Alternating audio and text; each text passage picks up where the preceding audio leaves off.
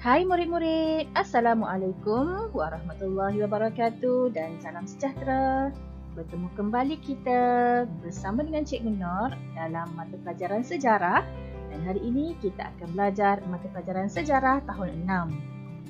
Tajuk kita yang akan kita belajar pada hari ini ialah tajuk 1, Negara Malaysia, Unit 1, Lahirnya Sebuah Cinta. Objektif pembelajaran kita pada hari ini ialah memahami sebab-sebab pembentukan Malaysia, menyatakan langkah-langkah pembentukan Malaysia, memahami peristiwa pemasyhuran Malaysia dan mengetahui negeri-negeri yang terlibat dalam pembentukan Malaysia. Baiklah murid-murid, mari kita teruskan pelajaran kita pada hari ini. Tajuk yang akan kita belajar pada hari ini ialah Lahirnya Sebuah Cinta.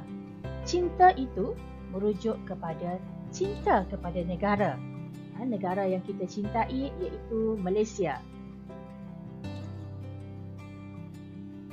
Seperti yang murid-murid ketahui, Persekutuan Tanah Melayu telah mencapai kemerdekaan pada 31 Ogos 1957. Tarikh ini merupakan tarikh yang mencatatkan sejarah yang indah di mana Tanah Melayu telah bebas dari cengkaman British. Kemudian, gagasan pembentukan Malaysia telah disuarakan oleh Perdana Menteri Malaysia yang pertama iaitu Tunku Abdul Rahman Putra Al-Haj. Tunku Abdul Rahman lah orang yang telah mencetuskan idea tentang pembentukan Malaysia. Dan murid-murid tahu, bilakah Malaysia ditubuhkan ataupun diisytiharkan? Malaysia telah diisytiharkan pada 16 September 1963. Baiklah murid-murid, seterusnya kita akan melihat sebab-sebab pembentukan Malaysia.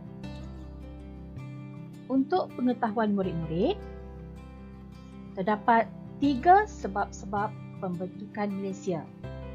Yang pertama, untuk menjamin keselamatan negara. Yang kedua, untuk memajukan sosioekonomi.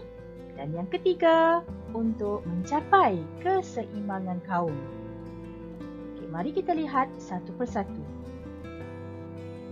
Baiklah murid-murid, mari kita lihat sebab-sebab pembentukan Malaysia yang pertama, iaitu untuk menjamin keselamatan negara. Sebelum pembentukan Malaysia, Singapura dan Sarawak menghadapi ancaman komunis. Pihak komunis ingin menyebarkan pengaruh di Asia Tenggara dengan menjadikan Sarawak sebagai sebuah negara komunis.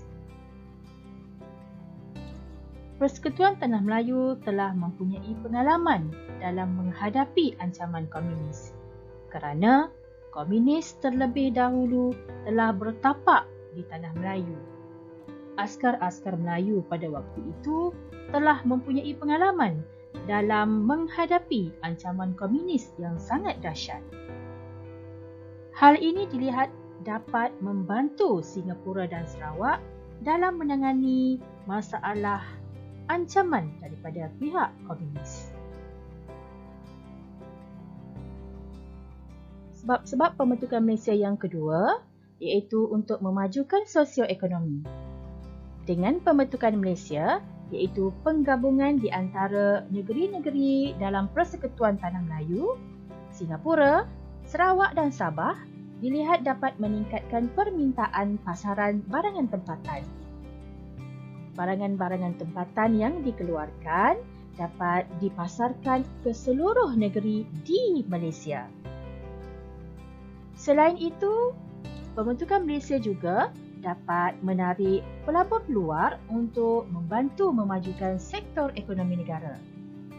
Pelabur-pelabur luar daripada luar negara akan datang ke Malaysia untuk melaburkan modal dalam sektor ekonomi dan sekaligus akan merancangkan pertumbuhan ekonomi negara. Dan ia akan memajukan taraf hidup rakyat apabila ekonomi negara semakin membangun dan maju.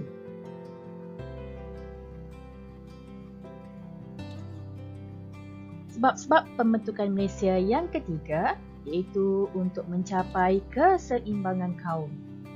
Murid-murid tahu berapa banyakkah kaum-kaum yang terdapat di Malaysia? Di Malaysia kita ada kaum Melayu, Cina dan India. Dan jangan lupa kaum-kaum lain di Sabah dan Sarawak. Pembentukan Malaysia dilihat mampu untuk membentuk keseimbangan kaum. Kaum Melayu, Cina, India dan kaum-kaum bumi putera yang lain menjadi seimbang dan perpaduan dapat diwujudkan antara kaum untuk mengukuhkan lagi kedudukan dan ekonomi negara. Seterusnya, mari kita lihat langkah-langkah pembentukan Malaysia. Langkah-langkah pembentukan Malaysia bagi memastikan pembentukan Malaysia berjaya dilaksanakan, berbagai langkah telah diambil, di antaranya ialah permuafakatan, perundingan dan proses perundangan. Baiklah murid-murid, sekarang kita hendak melihat langkah-langkah pembentukan Malaysia satu persatu. Okey, yang pertama, pada Mei 1961, Tunku Abdul Rahman telah menyatakan gagasan pembentukan Malaysia. Tunku Abdul Rahman telah memberikan idea untuk membentuk sebuah negara bernama Malaysia. Kemudian, pelbagai usaha telah dijalankan untuk menyebarkan idea ini. Kemudian, pada Julai 1962, sebuah jawatan kuasa Perundingan Perpaduan Malaysia JPPM telah ditubuhkan bagi memberikan penerangan tentang pembentukan Malaysia. Jawatan kuasa ini telah mencapai persetujuan untuk menyokong pembentukan Malaysia. Yang ketiga, pada Januari 1962, pembentukan Suruhanjaya Kobot telah dilakukan. Kerajaan Persekutuan Tanah Melayu dan British telah bersetuju untuk menubuhkan sebuah Suruhanjaya, iaitu Suruhanjaya Kobot, untuk menilai reaksi penduduk negeri-negeri yang terlibat. Suruhanjaya Kobot ini dianggotai oleh beberapa orang yang penting untuk menjalankan kerja-kerja dalam Suruhanjaya Kobot ini. Yang keempat, pada September 1962, satu referendum dijalankan di Singapura. Referendum ini adalah untuk mendapatkan pungutan suara rakyat. Dan hasilnya ialah penduduk Singapura bersetuju menyertai Malaysia. Yang kelima, pada Julai 1963, laporan Suruhanjaya Kobot telah diterima. Tadi pada Januari 1962, Suruhanjaya Kobot ditubuhkan dan mereka telah membuat penilaian, telah mendapatkan reaksi daripada penduduk-penduduk di negeri yang terlibat tentang untuk pembentukan Malaysia. Kemudian pada Julai 1963, laporan Suruhanjaya Kobot tadi telah diterima. Hasil penilaian yang telah dijalankan itu telah diterima dan hasilnya ialah persetujuan dicapai untuk menubuhkan Malaysia. Bermaksud rakyat ataupun penduduk di negeri-negeri yang terlibat telah bersetuju dengan penubuhan Malaysia. Yang keenam, pada Ogos 1963, penubuhan Malaysia telah mendapat tentangan daripada Indonesia dan Filipina. Untuk menyelesaikan masalah ini, Malaysia, Indonesia dan Filipina telah meminta bantuan PBB untuk selesaikan masalah ini. Murid-murid, apakah itu PBB? PBB ialah Pertubuhan Bangsa-Bangsa Bersatu. PBB telah membuat peninjauan pandangan penduduk Sarawak dan Borneo Utara terhadap pembentukan Malaysia. Dan tinjauan itu menunjukkan majoriti ataupun kebanyakan penduduk Sarawak dan Borneo Utara memang menerima idea pembentukan Malaysia. Bermaksud majoriti ataupun kebanyakan penduduk-penduduk di Sarawak dan Borneo Utara ini bersetuju dengan pembentukan Malaysia. Kemudian yang ketujuh, setelah selesai semua rundingan, perbincangan, persetujuan, maka pada 16 September 1963, Malaysia telah diisytiharkan penubuhannya.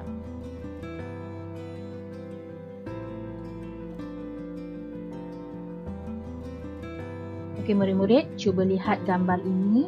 Ini ialah gambar Tunku Abdul Rahman Putra Al-Haj semasa majlis menandatangani Perjanjian Malaysia di London. Seterusnya, mari kita lihat peristiwa pemasyhuran Malaysia. Pembentukan Malaysia berjaya dilaksanakan setelah melalui pelbagai proses rundingan. Dan pembentukan Malaysia juga telah diperkenankan oleh Yang di-Pertuan Agong. Jalur pada bendera Malaysia telah ditambah apabila Persekutuan Tanah Melayu, Sarawak, Borneo Utara dan Singapura bergabung membentuk negara Malaysia. Perlembagaan Malaysia juga telah digubal berasaskan Perlembagaan Persekutuan Tanah Melayu.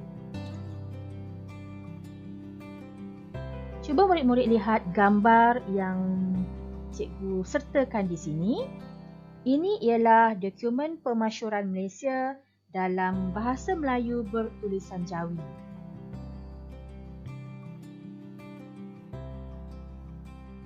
Sekarang kita hendak melihat detik-detik pemasyhuran Malaysia pada 16 September 1963.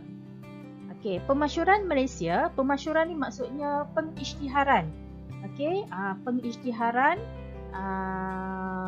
yang hendak dijalankan untuk memberitahu seluruh rakyat tentang penubuhan Malaysia ini telah berjaya dilaksanakan. Okey, pemasyhuran Malaysia pada 16 September 1963 telah dijalankan secara serentak di Kuala Lumpur, di Kota Kinabalu Sabah dan di Kuching Sarawak. Okey, mari kita lihat gambar-gambar yang cikgu sertakan di sini. Okey, yang pertama, pemasyhuran Malaysia di Kuala Lumpur. Okey, Tunku Abdul Rahman telah mengisytiharkan pemasyhuran Malaysia di Stadium Merdeka, Kuala Lumpur. Yang kedua, Tun Abdul Razak bin Datuk Hussein, iaitu Timbalan Perdana Menteri pada waktu itu, telah mengisytiharkan pemasyhuran Malaysia di Kota Kinabalu Sabah.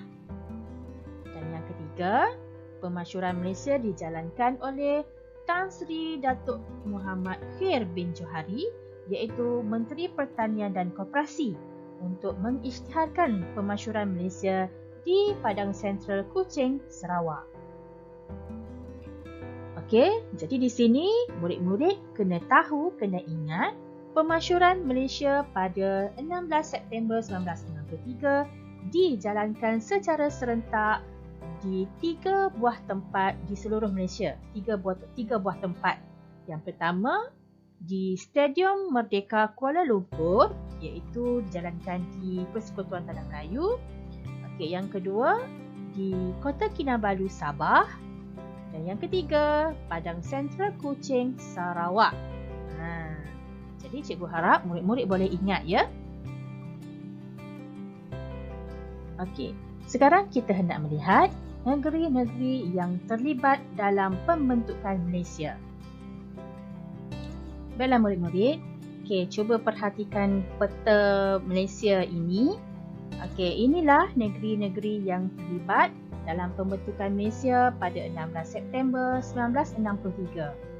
Okey, ia terdiri daripada negeri-negeri yang berada di Persekutuan Tanah Melayu, iaitu negeri Perlis, Kedah, Pulau Pinang, Kelantan, Terengganu, Pahang, Perak, Selangor, Negeri Sembilan, Melaka dan Johor. Dan Singapura, Sarawak dan Sabah ialah negeri yang bergabung dengan negeri-negeri yang terdapat di Persekutuan Tanah Melayu untuk membentuk sebuah negara bernama Malaysia. Okey, pada masa dahulu, negeri Sabah dikenali sebagai Borneo Utara. Daripada tadi lagi cikgu ada menyebut Borneo Utara kan? Ialah Borneo Utara ini ialah negeri Sabah. Pada masa dahulu, Sabah ini dikenali sebagai Borneo Utara dan sekarang ini namanya telah ditukar kepada negeri Sabah. Dan pada tahun 1965, Singapura tidak lagi menganggotai Malaysia. Jadi mesti ada murid-murid yang tertanya-tanya kan.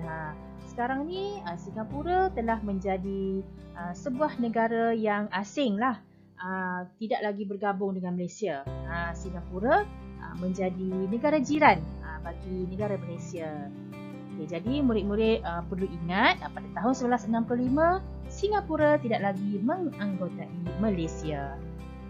Jadi tinggallah hanya 13 buah negeri sahaja yang menganggotai Malaysia dan satu wilayah persekutuan.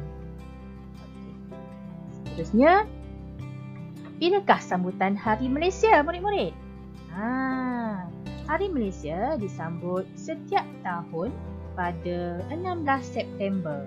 Pada 16 September ni, kita akan diberikan cuti dan cuti itu adalah sempena menyambut Hari Malaysia, iaitu Hari Pengisytiharan Negara Malaysia pada 16 September 1963.